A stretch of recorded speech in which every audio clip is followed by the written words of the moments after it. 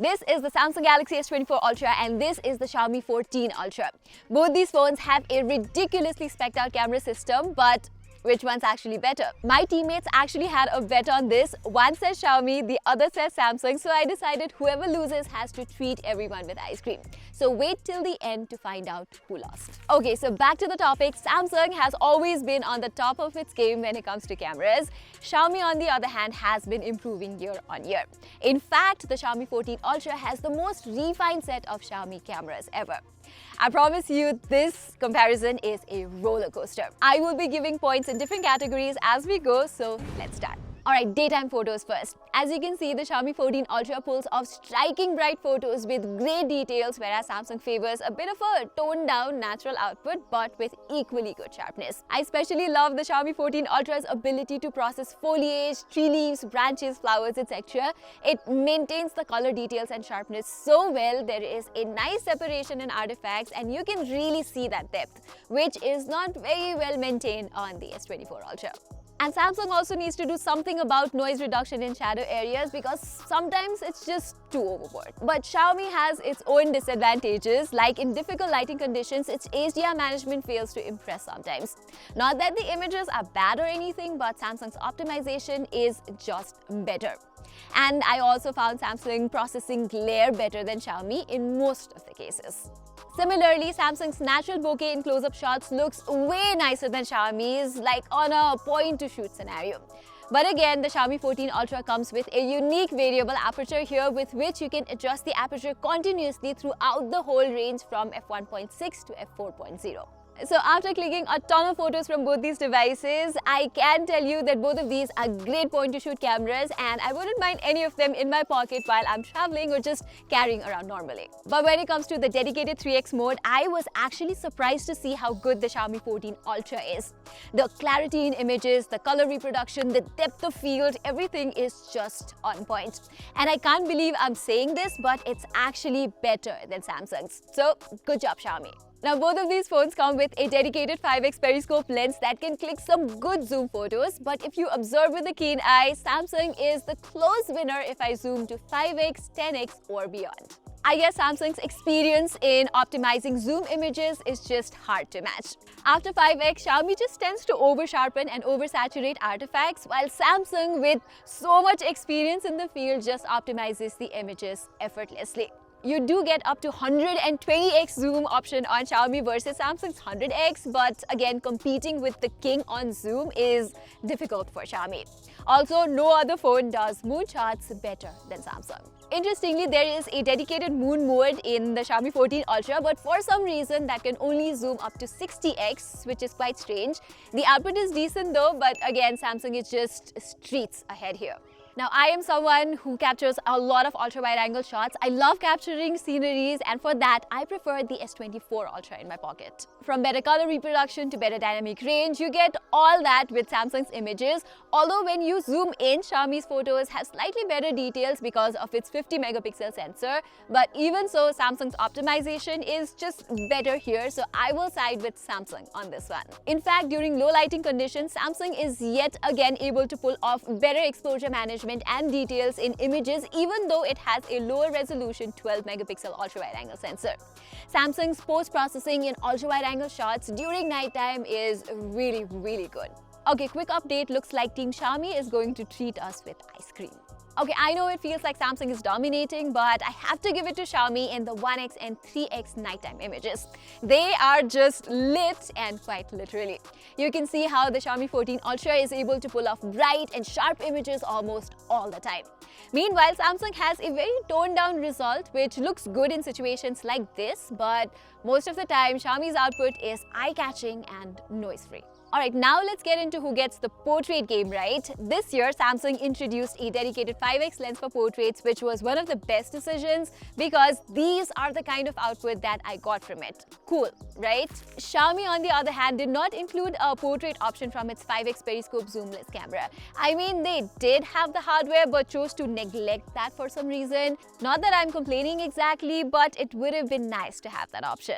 Anyway, I mostly compared the 3x portraits from both the phones and you can see both of them have a very different kind of processing.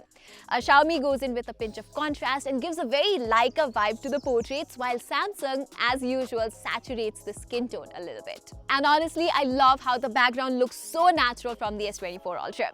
But when it comes to subject processing, I am actually torn between these two.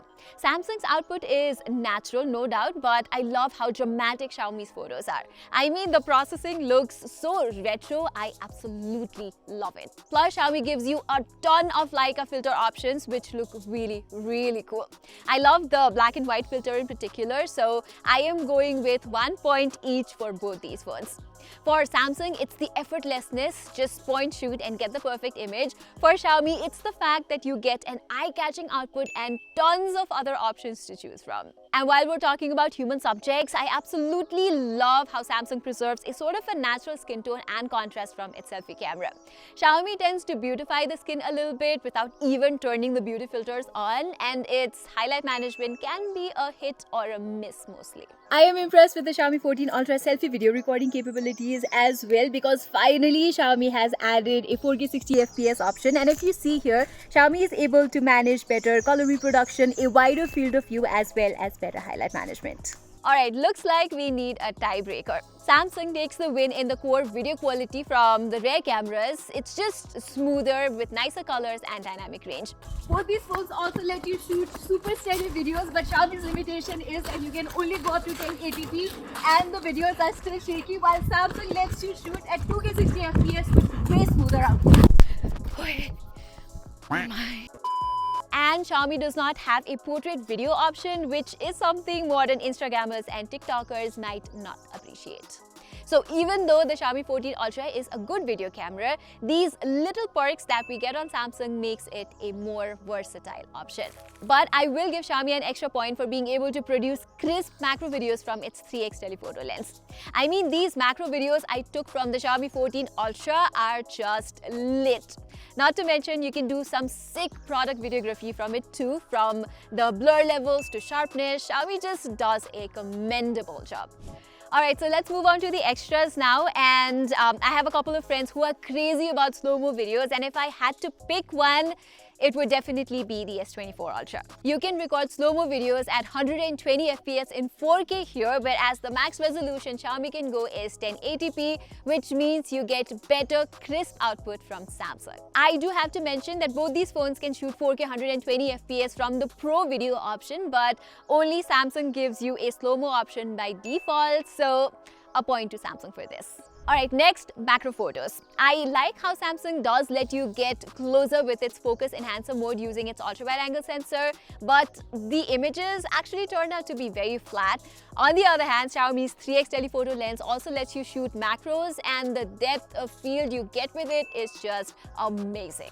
I also want to consider some additional things like how far the camera lets you dig deeper into the settings, and needless to say, the Xiaomi 14 Ultra has a definite edge here. From being able to attach a complete camera mod at the back to attaching filters on top of the camera module, Xiaomi just gives you a lot of flexibility, which aspiring photographers will definitely appreciate. And don't even get me started on the sheer number of options you get natively as well as in the Pro mode on the 14 Ultra. You can shoot videos in log format along with a huge selection of built-in Leica filters. It's just crazy in here. For a normal person, I know this might not be a big deal, but show this to a camera enthusiast and you will know exactly what I mean. Finally, I want to compare one more thing, which is the camera UI. So one of the cons of providing so many options is that Xiaomi's camera UI is just a huge mess. Any normal person will just go in and get confused very easily. There are portrait options in the portrait mode, then separate portrait options in the master portrait mode. You can change aperture by swiping down like this, and you can also change aperture from the Pro video mode. It's very repetitive and could be confusing. And Xiaomi still needs to work on the shutter speed. Samsung is just faster. So where does that leave us? Well, if you consider this point table, Samsung seems to have taken away all the big titles, but I would like to give Xiaomi a special shout out for being really competitive this year, like really competitive. So my verdict is, if you want the best point to shoot camera that will give you good photos without having to do a lot of work, the S24 Ultra is what you would want. But if you are even a little bit of a smartphone photography enthusiast, I promise you the Xiaomi 14 Ultra is an option you would definitely want to consider. There are just so many little things that you can do with this phone which brings the inner creativity out in the palm of your hands. So as promised,